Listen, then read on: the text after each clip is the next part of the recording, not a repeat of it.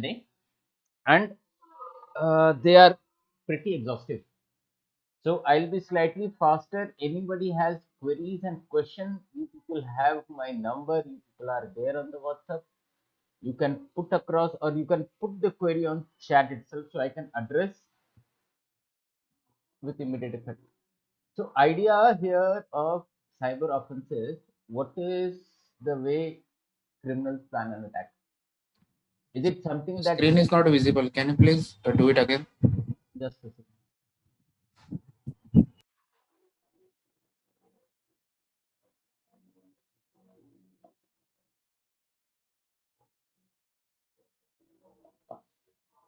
Is it visible now?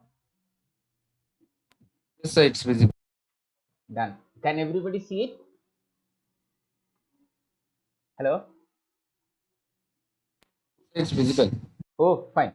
So the core idea is that how does criminal know, or what are they planning for? The idea or the entire substance is dependent on three things. Honestly, wherever you go, whichever way you take the things as a part of career, either for a criminal or for a security practitioner, either planning an attack or preventing an attack or preventing a security incident from happening, the set of agenda still stands one. What is the kind of information I have about either incoming traffic, from where the traffic is coming in, how is the traffic diverted to my section, is it legitimate or illegitimate? If you are inside the organization, if you are outside the organization from the criminal point of view, then you have to think what all information you have about the company, about the IP addresses, about the weaknesses of either the application, operating system, network, login, whichever way you pick up. These are the two standing points. From inside, the outside world is altogether different. From for outside world, the inside world is altogether different. Right? So even if I have to protect myself, I need to know where the traffic is coming from and what it contains.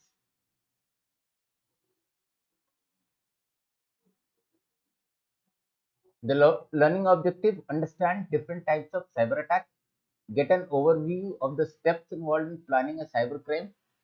So I am not suggesting you that you prepare such kind of steps, but you should know, because if you are taking cyber security as your core subject, or maybe area of professionalism in this line, then you need to know, right, what type of tools are used for gathering information about the target,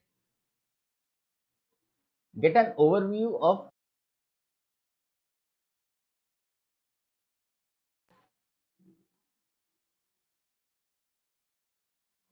and learn about role of cyber cafe in cybercrime, understand what is cyber stacking, about botnet attack vector, and get an overview of cloud computing. Cloud computing, as we have covered many times, maybe the last few slides I may skip. So cyber criminal use the word or the www dot is the source or internet to an level of optimality. Correct? These criminals take the advantage of widespread lack of awareness about cyber crimes and cyber law.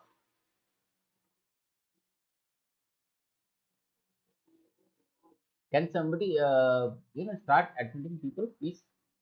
Right? Among the people who are constantly using IT infrastructure for official or personal use. So understanding about the target is the primary goal. From where do I get? I get it through World Wide Web or internet. These are the only two places where open information is available. If you're trying to, keen play, or say even corporate nowadays are engaging in some kind of role plays on red team, blue team. The idea of red team is that red team would act exactly or maybe near similar experience of a hacker, and the blue team would be the one who would be defending things from inside.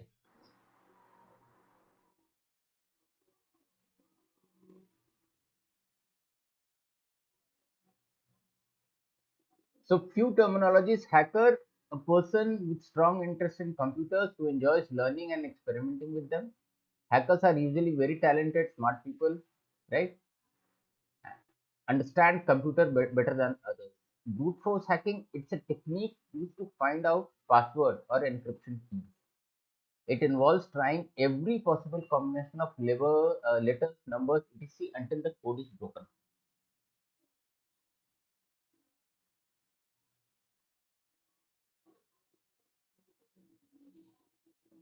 Cracker is a person who breaks into computers.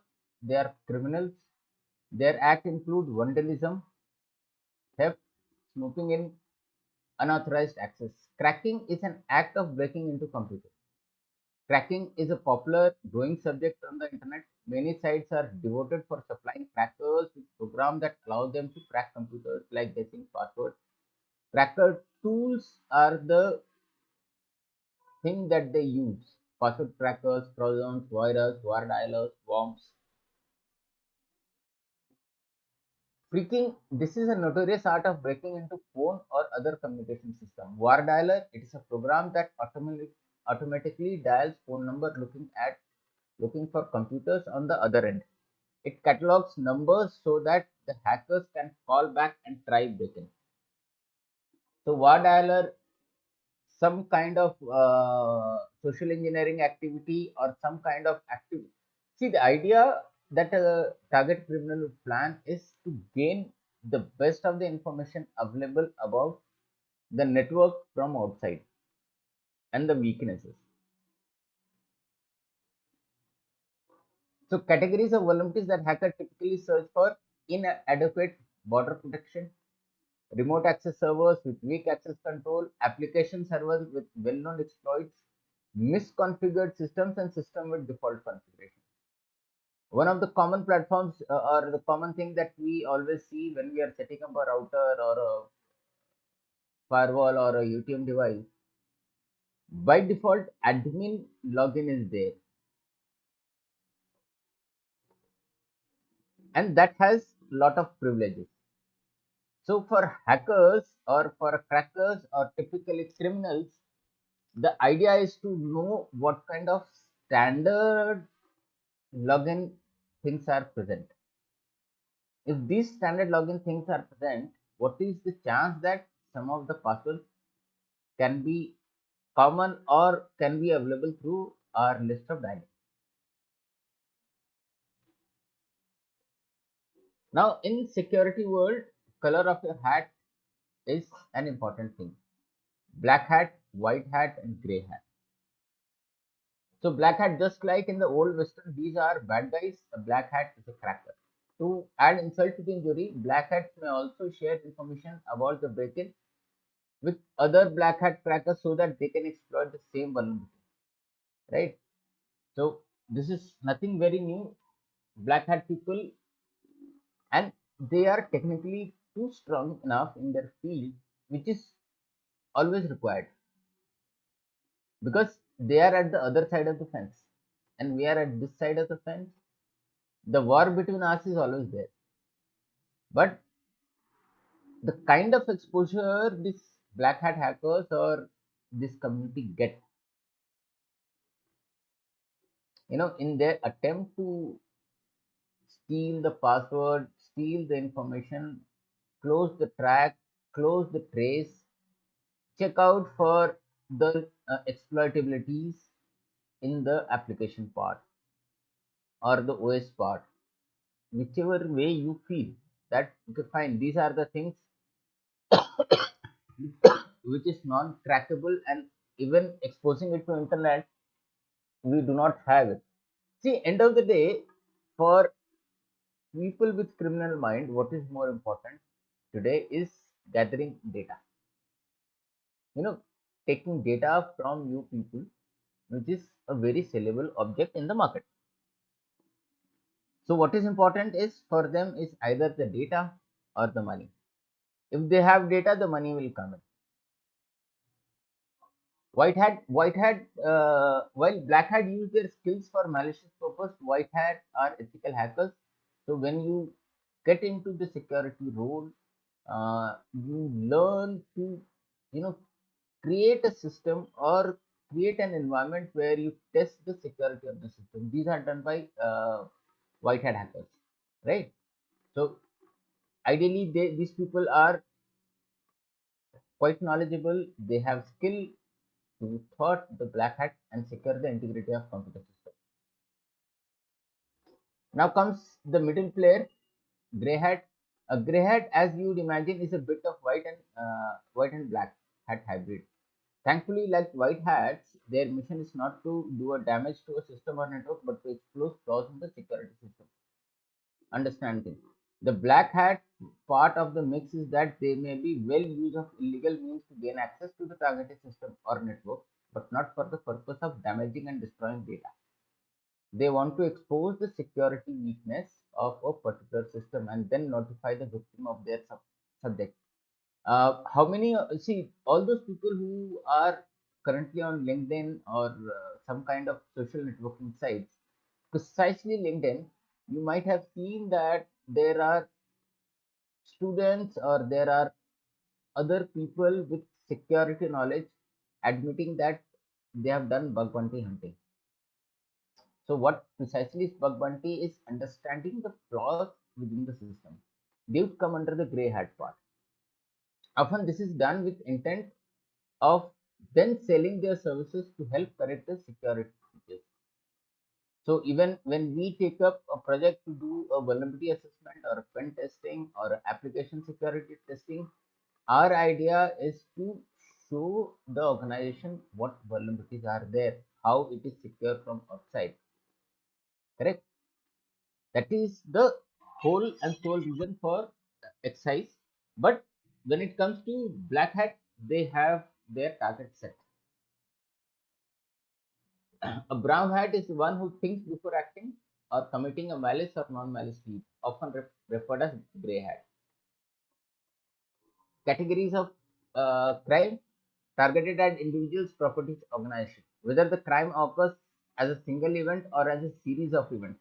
Why we say single event? There is a possibility of a break-in, or there could be a chain of activities of crime. When we say series of events, cyber stalking is one thing that comes into the mind. Now, what is the way? The first and the foremost activity is information gathering, first phase, which is a passive attack. Scanning and scrutinizing the gathered information for the validity of the information as well as to identify the existing vulnerabilities. This is done even when you do a VA or PT activity. This launching an attack, gaining and maintaining the system access. Now, launching an attack from outside means you are trying to do some criminal kind of act, but as a white hat hacker, they do something called as proof of concept, whether the vulnerabilities are exploitable, yes or no. Types of attack: active attack, passive attack, inside and outside attack. Active attack used to alter system, affects the availability, integrity, and authenticity of data. Passive attack attempts to gain information about the target, leads to breaches of confidentiality. So type of passive attack is that when we are trying to look into open ports, unsecured services, our idea is to gather a lot of information. People may or the target may not know that such kind of activity is happening, but even then, this kind of information gathering is important for both the hackers as well as the organization, because the organization would know what is there as a part of weakness. When we say inside attack originating and or attempted within the security perimeter of an organization, gaining access to more resource than expected, right? So inside attack means somebody has already come in through a means of vulnerability or by way means of lateral movement. These are some of the common words you would hear when you are there in this industry, right? So they know what is to be planned next, right? Outside attack, it is attempted by a source outside the security perimeter, maybe an insider or an outsider who is indirectly associated with organization. Remember that security concern for an organization is more related to people than technology. The best of the example or a simple example that will come across that you as a sysadmin and there is a marketing head sitting across his own with his own client or maybe somewhere outside and he has to access certain files and he knows that this is not possible directly because if he puts up a request then there is a change request procedure and there is something else, but they know that it is important for the business to run and he would know his limitations in terms of technology. So that kind of information that is being shared from the particular person or asking for some kind of services which after utilizing it may be forgotten. Like simple example that for certain reasons I need Google to be opened up the search site for some purpose on my official laptop.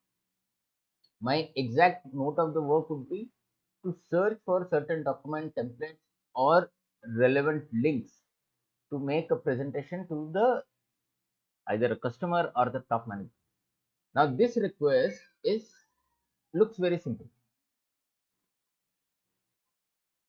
That he is from the marketing department. He is supposed to get Google access.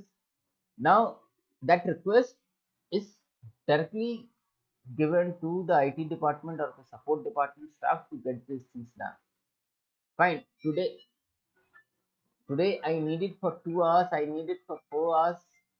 After that work. Just a second. ना. हाँ वैजंती आज भेजूंगा आज या कल में भेज दूंगा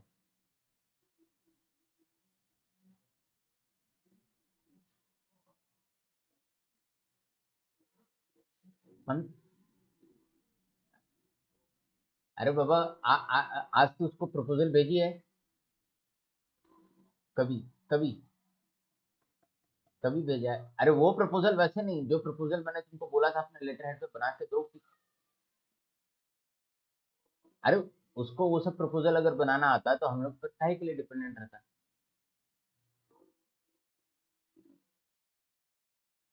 अरे उसका वो लाइन नहीं है उसका एप्लीकेशन डेवलपमेंट का लाइन है उसको मोबाइल ऐप ये सब ऐप बोलो वो तेरे को करके दे देगा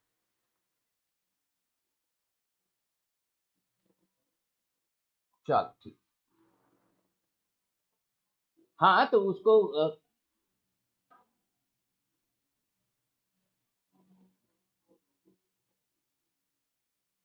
हाँ पर ठीक है चल मैं आज उससे शाम रात में बात करता हूँ क्योंकि कल उसका मीटिंग है तो तू आज प्रपोजल भेज उसको कर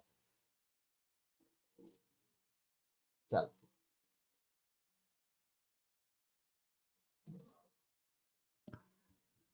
sorry guys so inside attack outside attack what I was trying to converge is that for IT organizations such kind of requests are on a daily basis. Today somebody needs Google, somebody needs Yahoo, somebody needs this, somebody needs that, somebody needs to visit something else. After this request has come, nobody bothers enough to write back and say that fine, my work is over, you can now block it. Coming back to our IT people or the administrator people, since they are already bogged down in day-to-day precise activity in a such a way that even they forget that इनको 2 घंटे का access दिया था कि इनको 4 घंटे का access दिया था वो एक्सेस कंट्रोल रूल वहां का वहां रह गया अब फायरवॉल में रूल बना है तो फायरवॉल वही काम करने वाला, फायरवॉल को तो ये पता नहीं कि भाई आपके लोग को 2 घंटे चाहिए या 4 घंटे चाहिए, right? Which when we say when all these things cover up, when the management plans all these things, there are multiple ways of addressing this kind of a problem. But giving permission, rolling back permission, this activity is an unending story.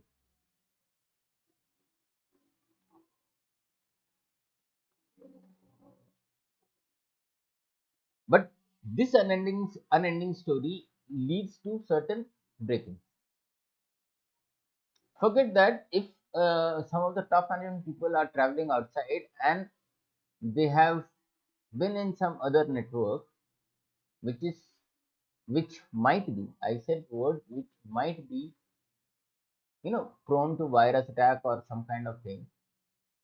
The policy might be there to quarantine the system first, clean it, and then get it inside the environment.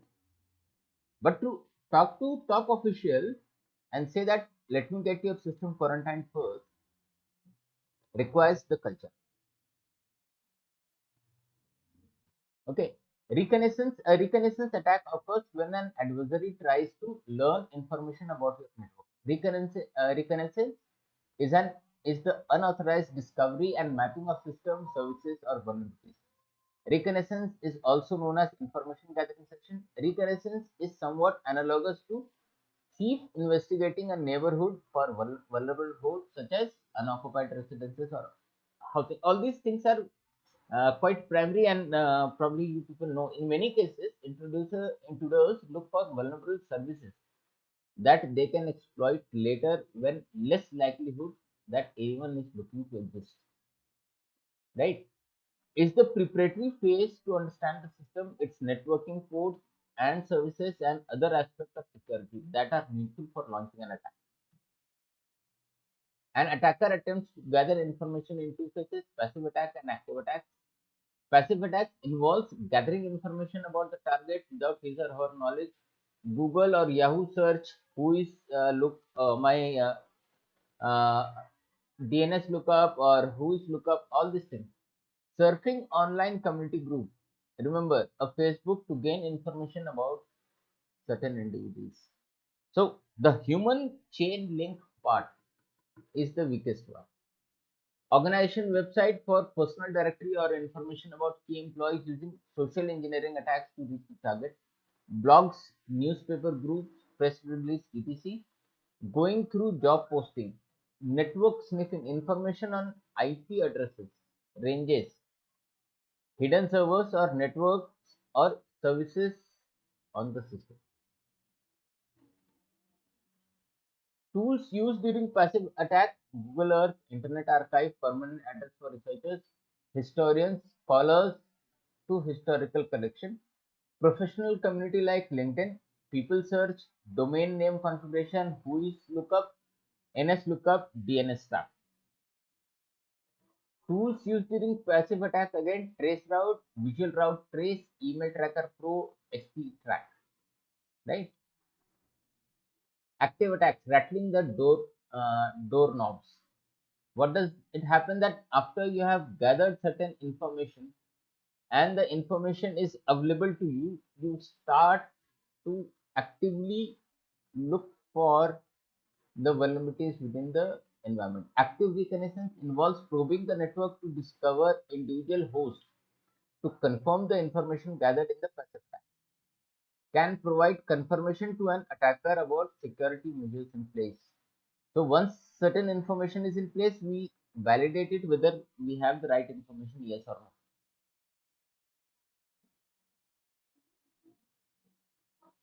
Right? During active attacks, ARP Hound, AR Ping, Bing, Bugtrack, Dig, DNS Tracer, DNS DSNF, File Snuff, Find SMB, HMAP, HPing, Hunt, Netcat, Nmap, TCP dump, TCP replay. All these things are an important tools that will give you an input about what the network is, how it is performing. Scanning and scrutinizing gathered in the information.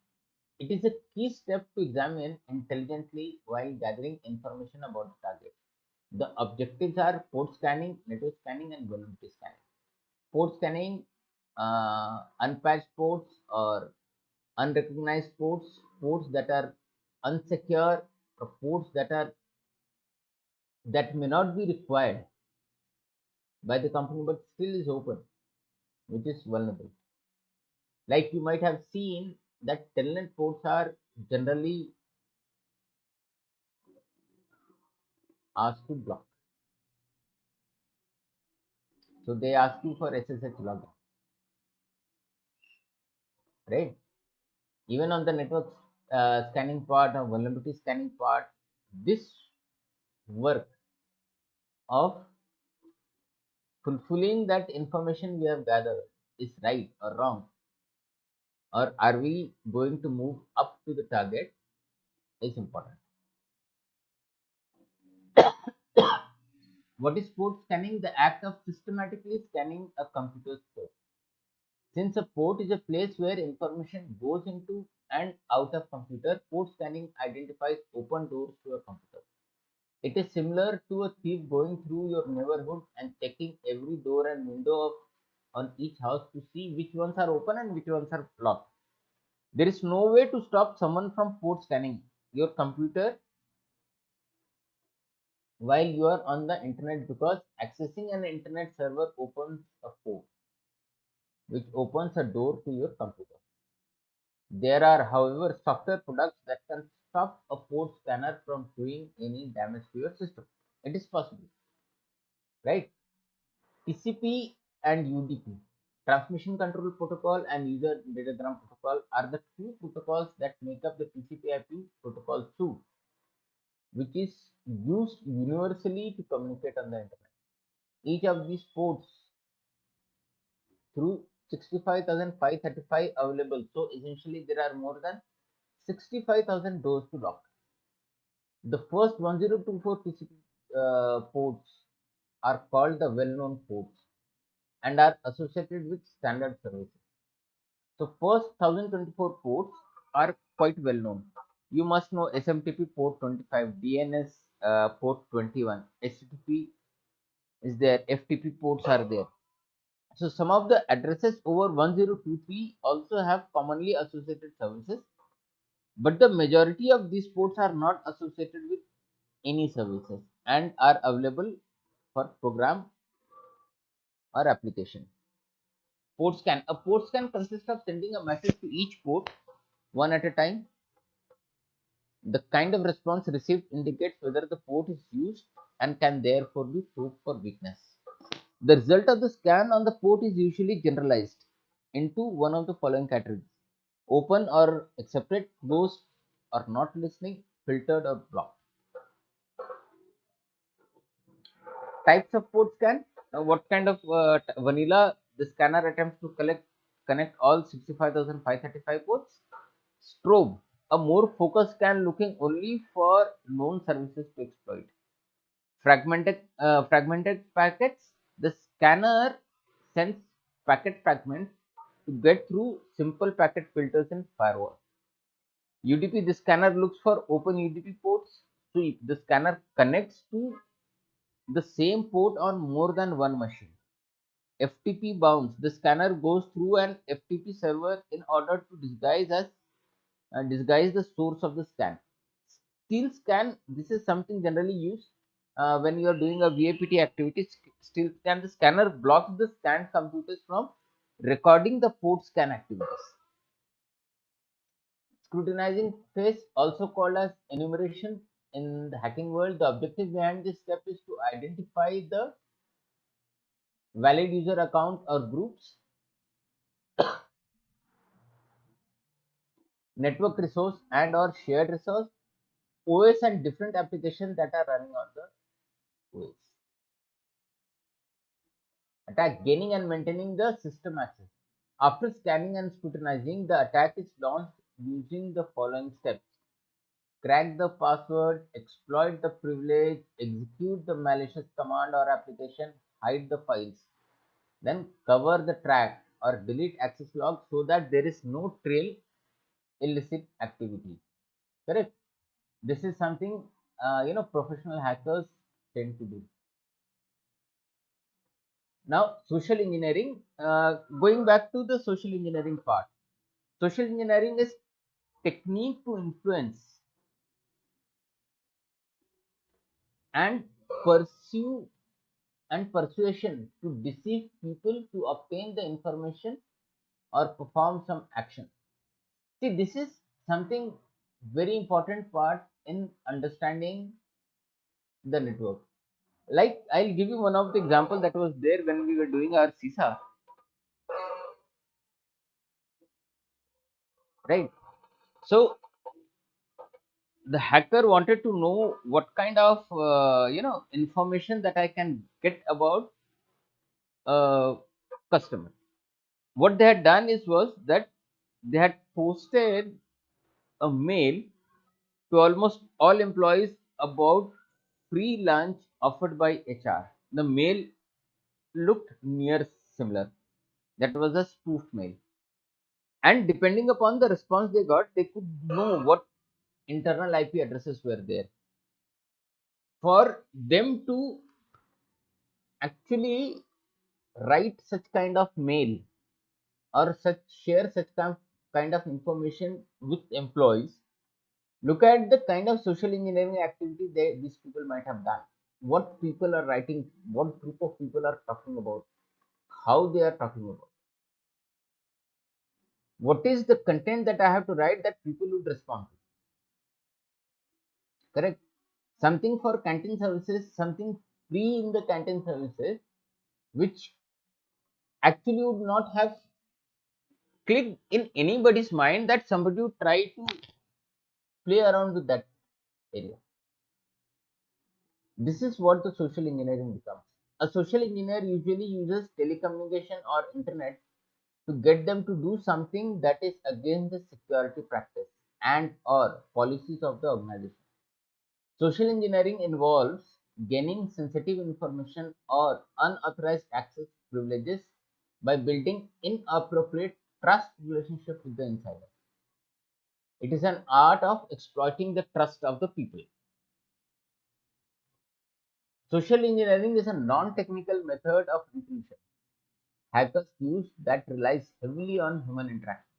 See, when we say that human beings are one of the weakest link available, this is what happens, right? Say some kind of group activity is going on, or maybe even that somebody has posted certain kind of information about the organization. If you can actually manipulate to get that person trust you, it is easier for you to exploit that. Okay. So social engineering is a non-technical method of intrusion hackers use that relies heavily on human interaction and often involves tricking people into breaking normal security procedures. A social engineer runs what used to be called a spawn game, correct? Or, or example, a person using social engineering to break into computer networks might try to gain the confidence of an authorized user and get them to reveal information that compromises the network security. This is not one part of the activity, but usually the idea of social engineer is to gain the maximum confidence of people internally. And generally, these kind of practices are not encouraged by the company, but for the ease of work, at times that particular vulnerability arises. Remember that if you are knocking 10 doors, it is possible that out of 10, one door can open for you, right? Social engineers often rely on natural helpfulness of people as well as on their weakness. They might, for example, call the authorized employee with some kind of urgent problem that requires immediate network access, appealing to vanity, appealing to authority, appealing to greed, and old fashioned eavesdropping are the other typical social engineering techniques.